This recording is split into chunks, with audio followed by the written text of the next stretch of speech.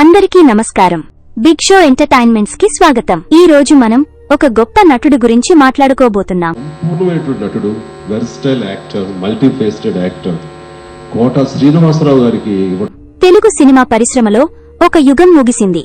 ప్రముఖ నటుడు, పద్మశ్రీ అవార్డు గ్రహీత శ్రీ కోట శ్రీనివాసరావు గారు 2025 జూలై 13వ తేదీన 83 సంవత్సరాల వయస్సులో హైదరాబాద్లోని తన నివాసంలో తుది శ్వాస విడిచారు. బర్త్డే తర్వాత 3 రోజులకే కోట శ్రీనివాసరావు సెలవంటూ వెళ్లిపోవడం విషాదంగా మారింది. తెల్లవారుజామున తుది శ్వాస విడిచారు. కోట గారి మరణం తెలుగు సినిమా పరిశ్రమకు తీరని లోటు. ఆయన సినిమాల ద్వారా, పాత్రల ద్వారా మన మధ్యనే జీవిస్తారు.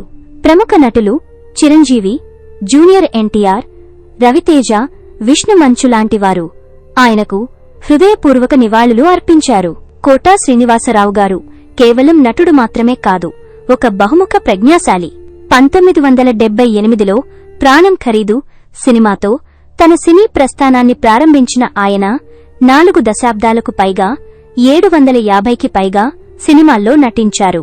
తెలుగు, తమిళం, హిందీ, కన్నడ, మలయాళం భాషల్లో తన నటనా చాతుర్యాన్ని విలన్ పాత్రల్లో భయపెట్టినా, కామెడీ పాత్రల్లో నవ్వించినా లేదా సహాయక పాత్రల్లో హృదయాలను ఆకట్టుకున్నా ఆయన నటన అద్భుతం.